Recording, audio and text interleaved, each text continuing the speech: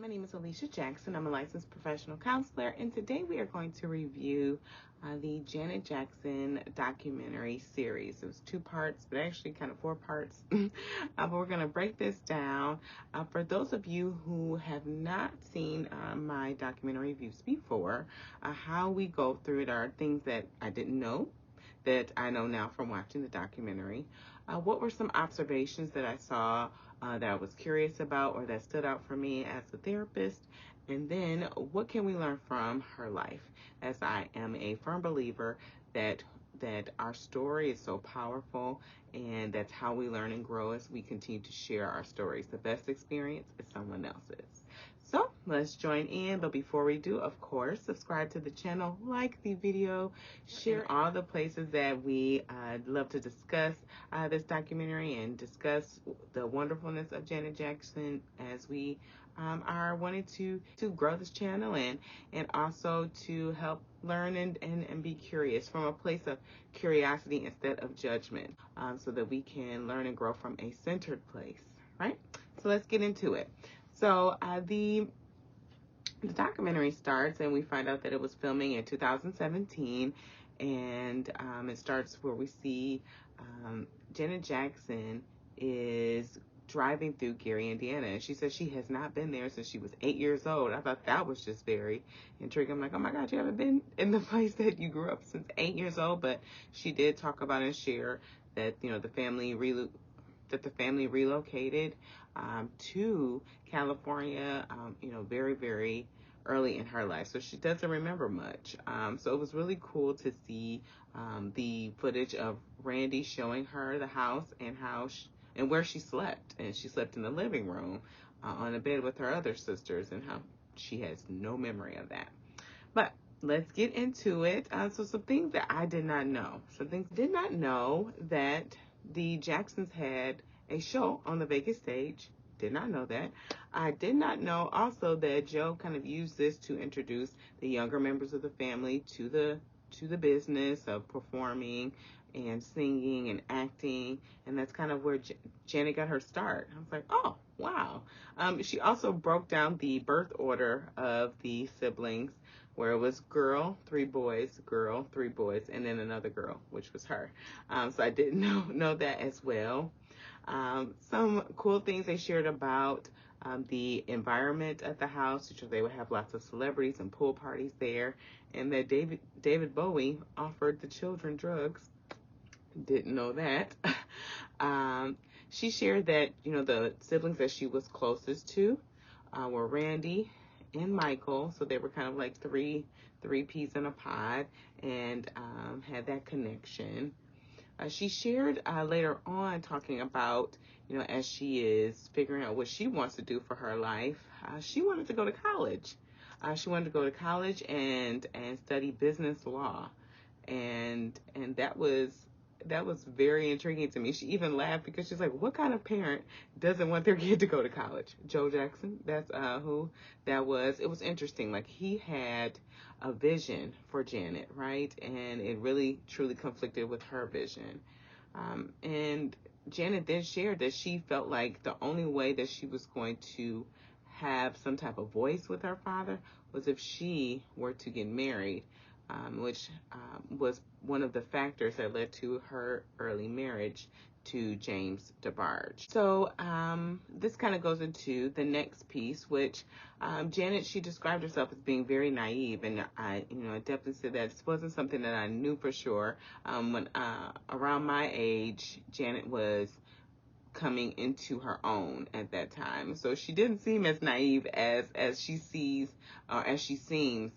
during this documentary. She seems so little and precious. All of her younger footage and pictures of her, and even as she was doing the Control album, you could still see where she was still kind of young and still learning things. And so she talked about her first marriage, and she was married in secret. Actually, both marriages, she was married in secret with James and with Renee. And she talked about being attracted to people, or being connected to people that use drugs. And she felt like maybe there was a part of her that was always trying to help people, as that was something that was a pattern for her relationships in her life. That's another thing I didn't know. She also seemed to be pretty torn, right? She talked about, with her relationship with James, how she really saw the good in him, and she really wanted to help him and knew he needed help, but she just had to come to the realization that she wasn't the person to help him. And that's a hard lesson to learn at 18, 19 years old, for sure. So the marriage was annulled. And she just talked about how innocent she was and how she felt taken advantage of. So all of this, I just didn't know how she experienced that relationship. I knew it happened, but didn't know, the inner workings of it and how it impacted her relationships moving forward. And it seemed to be a way that she was trying to escape her father's control, but also seemed to be a way too that she was trying to help him and try to be a positive force in his life.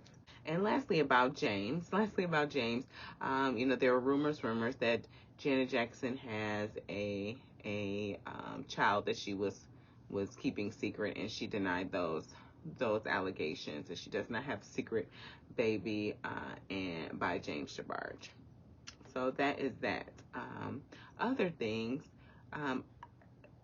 there were so many things that she didn't want to do that she did do for her father. So Vegas was one. She talked about not wanting to do that. Music, not wanting to sing, and then also doing the show Fame. She did not want to do these things, but would do it to appease her father. I didn't know that Janet and her second husband, Renee, were together as long as they were, and that he played such a vital role in her career. We see, after the Control album, he was a part of choreography and filming and video production, and he was a part of her tours and building that. He was a part of all of that, and it seemed to really mirror her relationship with her father too, as we'll talk about that a little bit later, but definitely it mirrored her relationship with her father as well.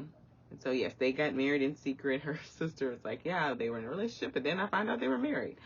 Another thing that I did not know, and found out, of course, from watching the documentary, is that she wanted to break away so badly from under her brother's shadow. It was painful to see those interviews where they're like, okay, now we have a question about Michael. And she just looked so can this just be about me for once? And at the same time, too, wanted to be connected to him relationally, but not in a way that her career, she wanted everything to be on her own, right?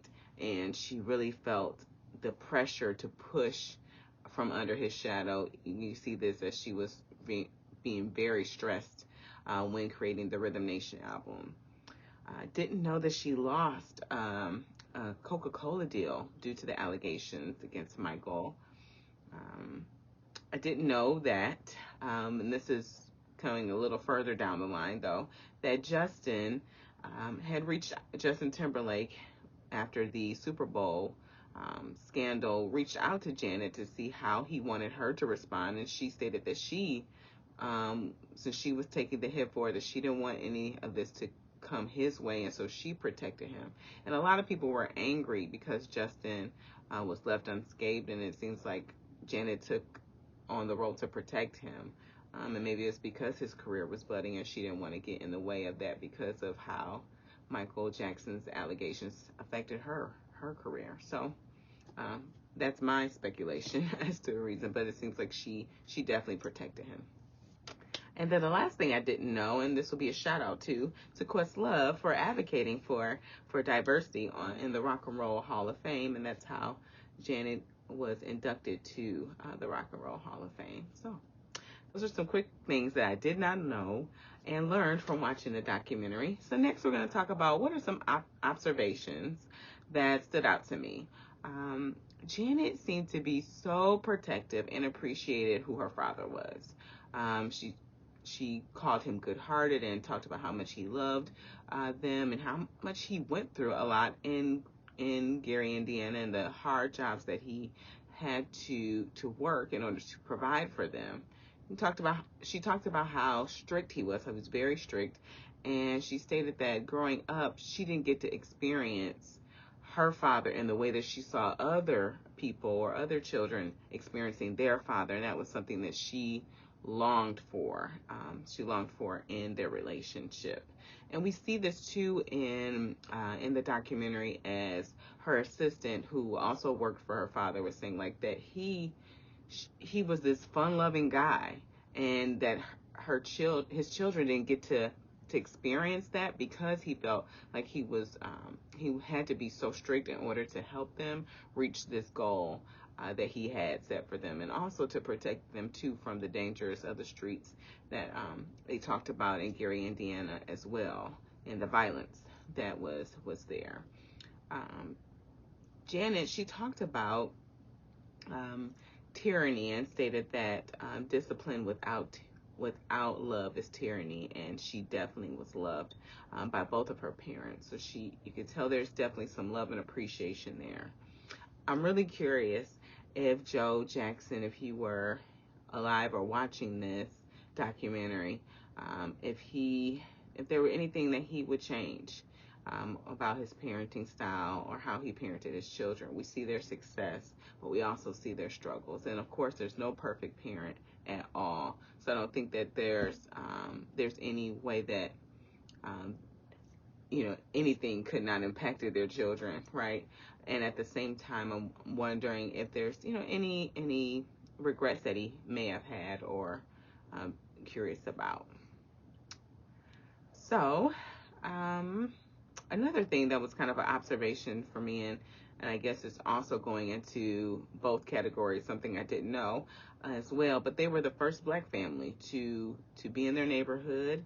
And Janet and her siblings dealt with a lot of discrimination in their neighborhood as well. There was a petition that the neighbors or the people who lived in the neighborhood wrote or signed for them to move out of the neighborhood, and they were called names. She talked about having kids touch her hair and rub her skin to see if the color rubs off. And then she also talked about, too, feeling like an outcast in her family and how much she missed them because her brothers were touring so much and she was so young.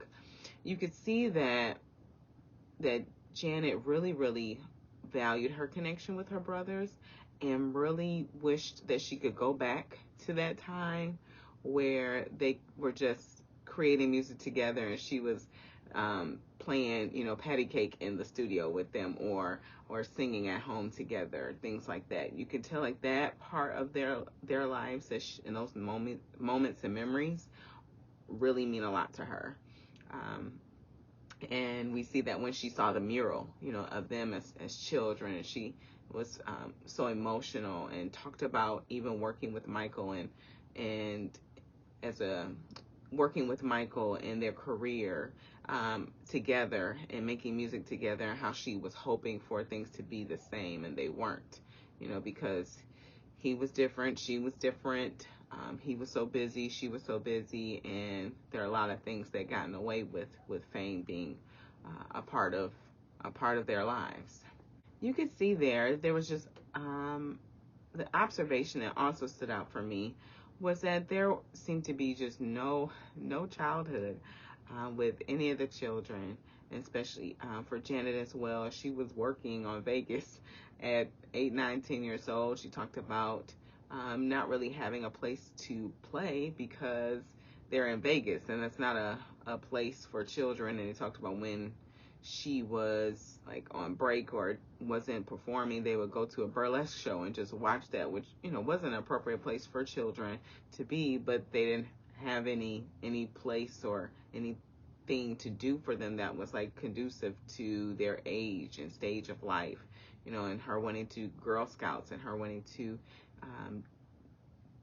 probably date and connect and just go to the movies with friends, or she talked about wanting to live on a college dorm, like having normal life experiences. Those things were something that she missed out on, and feels some regret there for sure of missing out on those things.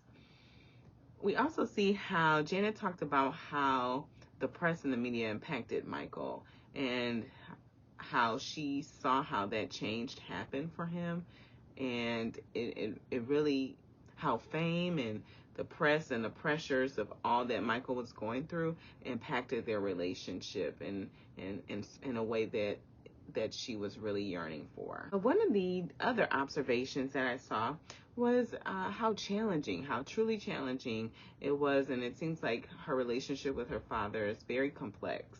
But it was really hard for her to break ties with her father and do the music that she really wanted to do. They showed footage of Joe talking about how when children get of a certain age and they want to do what they want to do, and you have to trust what you've placed into them to know that they will be okay, and if they need some support from you, then they will return, right? And at the same time, it seems like Joe really had a hard time letting go of his children, and they had to kind of kick him out of their lives. It seemed like he struggled to hear their voice and to respect their voice, like to know like what they want to do. He felt like he knew best for their life. And as most parents probably do feel that way. And at the same time, it's hard because, parents don't want to see their children make mistakes. And a child needs to kind of learn and grow and make those mistakes so that they can build their own autonomy and have some confidence and build their self-efficacy for themselves. And so we see that kind of struggle between Joe and all of his children, but specifically with Janet as well.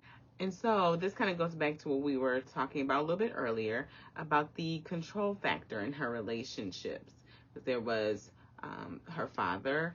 She talked about this a little bit with her relationship with James DeBarge, saying that she felt like he took advantage of her innocence and her being so naive and in this relationship. And then also Renee as well, playing such a huge role in her career, and this duality in her relationships with Renee and her father, depending on them to make all the decisions, or being her support, her force as she's moving and doing her creative work.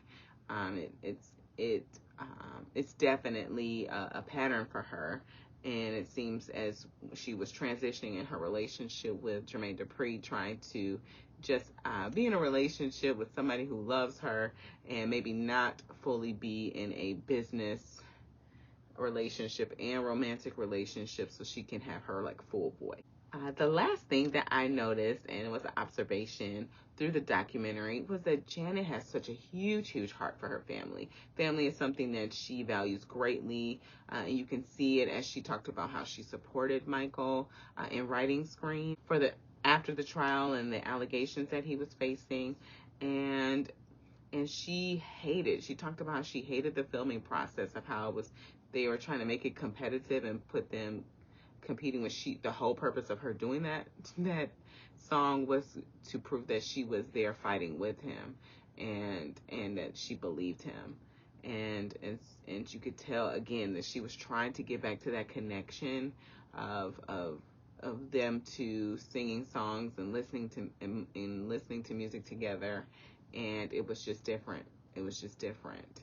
But she definitely truly had a heart for her family. Absolutely. What are some lessons that we can learn? What are some lessons that we can learn from this documentary from Janet Jackson's life? One of the lessons that we can learn from sure is the toll that fame takes on you, especially as a kid. For her, it seemed to take so much away from her. She talked about having body image issues and having, tape wrapped around her because her body was developing, but she was on good times and she's supposed to be a little kid. So that creating a start of body issues, and then that was kind of reinforced with teasing from her brother and also her relationship with Renee.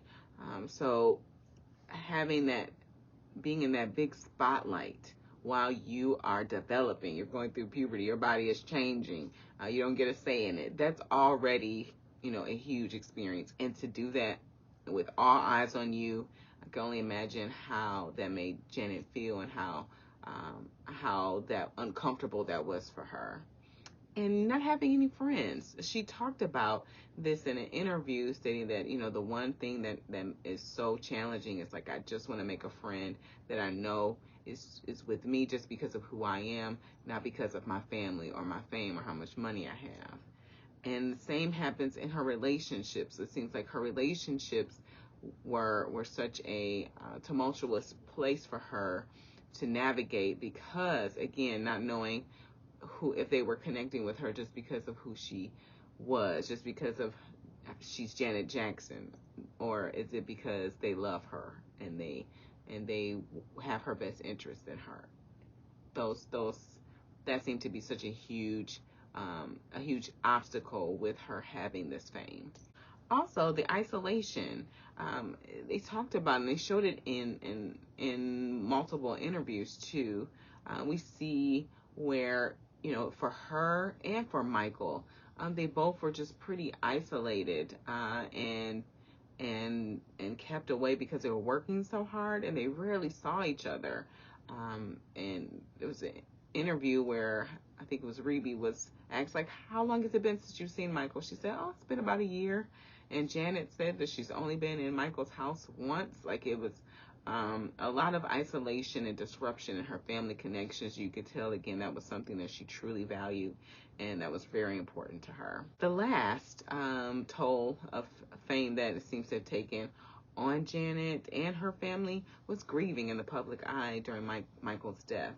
Rebe talked about how there were just cars and cameras everywhere on their street, and they're trying to grieve and seeing news stories and articles and pictures, and everywhere you're trying to conduct your life and being, like, oh, I'm going to go to the grocery store, and then you see a picture of your deceased loved one on a magazine, and you're trying to manage, and you can't, because it kind of it triggers a grief response, or you're taken to a place where you're maybe not trying to go, but you experienced it because the person you love is this famous icon, and so it's truly a struggle in how fame can take just a huge toll and affect so many different facets of your life. The next lesson that we can learn from Janet is balance. She seemed to truly be fighting for independence from her parents, specifically her father, but she was still respecting them and still being grateful and appreciating him. Despite his limitations, despite how strict he was. And she talked about how it took her a long time to understand his vision and appreciate his vision for her life, even though it was not what she wanted for herself. And that takes a lot of work, because Janet wanted something completely different, and she went through a lot because of her father's strict rules, her father's making her do things that she didn't want to do, and at the same time she is able to appreciate it. And so just so the balance of this, and having a balance, and knowing that you can be hurt by someone and at the same time see where they fall short, and accept and appreciate their intent of their actions. So that was definitely a lesson that we can learn and observe from Janet. The third one is never give up. Janet was taking risk after risk after risk. Okay, she did it even though she was not comfortable, or she would make other people uncomfortable. She talked about letting go of letting her father go, of managing her, and how that was a hard decision for her, even to say it years later, decades later. She really truly struggled with that decision. Going back on tour and making music again after the Super Bowl scandal, and still making music and doing the things that she loved. That takes tenacity, because truly she had to deal with a lot of scrutiny because of that incident, and she didn't let that stop her. She didn't let that stop her from making the music that she wanted to do, from going back on tour, and She also became a mother at 50. Hello? Um, that is definitely a brave decision. And you can tell it's something that's truly, truly bringing her so much joy. When she talks about her son, she can't stop smiling. She cannot stop smiling. And she's not choosing one or the other. She's like, I'm going to be a mom and I'm going to be a touring artist. And she's doing both. So definitely never giving up. The fourth lesson that we can learn from Janet Jackson is taking time to tell your story. And she shared it with us. She was thoughtful. It was, well thought out. She did this for 5 years, and she took ownership of her story. She didn't want anybody else to share her story, as so many people had speculations and allegations of why this happened and why this happened. And now we can hear it from her through her lens, and she takes some power back by telling her story. That's the most amazing thing. And then the power of the story is us hearing her story and being able to relate with her from the things that we've experienced, and learn with her and experience her pain, her triumphs, and grow because of it. So lastly, I'm going to end this video with how they ended the documentary with who is Janet Jackson. And my experience of Janet Jackson is very limited. But from my view, she is a fighter. She is such a fighter. She is a force to be reckoned with. If Janet Jackson stands in front of a brick wall, I feel bad for that brick wall, because she's going to knock it down. She is a faithful daughter and sister, and she is a fierce mother for sure. Thank you so much, Janet, for sharing your story with us. Thank you guys so much for watching. Of course, subscribe to the channel, like the video. Please help me out with the algorithm world. And I will see you guys next time. Take care. Peace.